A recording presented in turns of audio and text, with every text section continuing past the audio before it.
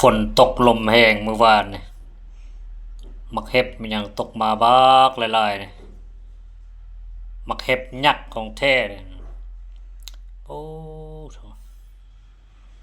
บ่เคยเห็นจังซี่จักเทื่อเนาะบ้านช่องเรือนซ่านหยัง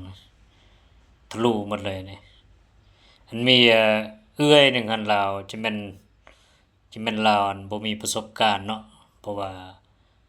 หนึ่งมาเนี่ยเราบ่เคยเห็นเหตุการณ์ที่ว่า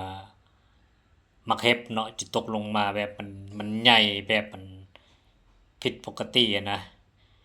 มันนี่แล้วจะแม่นไปอยู่กลางเดินเนาะไปโซอะนะแล้วมักเห็บมันตกใส่หัวเราจนหัวแตกนะจนออกเลือดแล้วหนึ่งมาก็แบบว่าบ่ฮู้ที่ว่าอุบัติเหตุเนาะทางด้านนั้น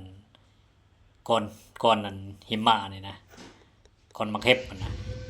คือก้อนหิมะนี่ว่ามันจะส่งผลอันเสียหายอย่างหนักหน่วงเนาะอันนี้นะ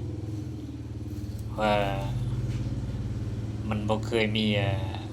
ประวัติศาสตร์เลยเนาะว่าก้อนมันสิใหญ่ส่ำนี้อะนะเราก็บ่ฮู้ว่า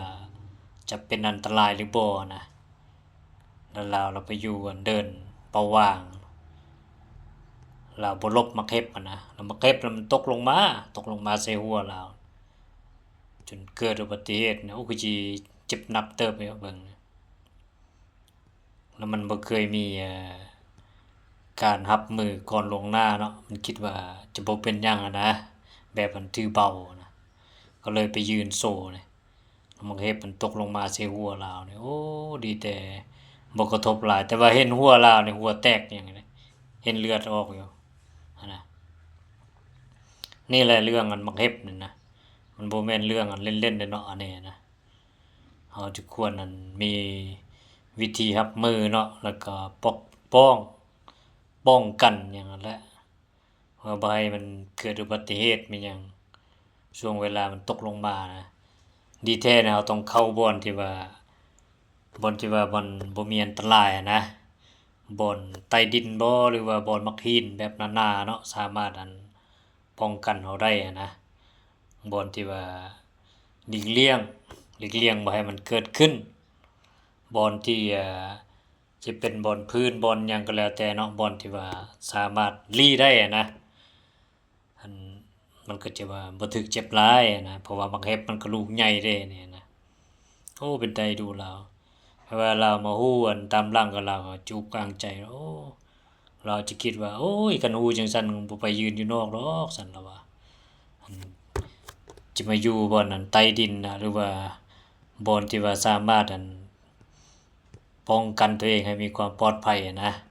แต่ว่าเราคิดได้ก็สายเกินไปแล้วเพราะว่ามักเห็บหยังมันก็ตกไปแล้วเด้แล้วเรือนมันหยังก็โล่หมดบัดนี้เฮ้ยเนาะภัยพิบัติธรรมชาติเนาะ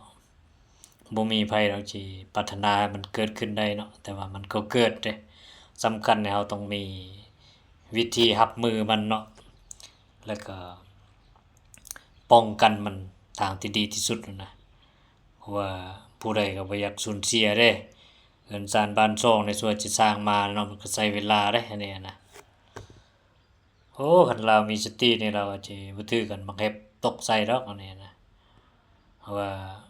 เราก็บ่เคยมีประสบการณ์เนาะแบบมันบ่เคยมีอุบัติเหตุทางอันมักเห็บจักเทื่อเด้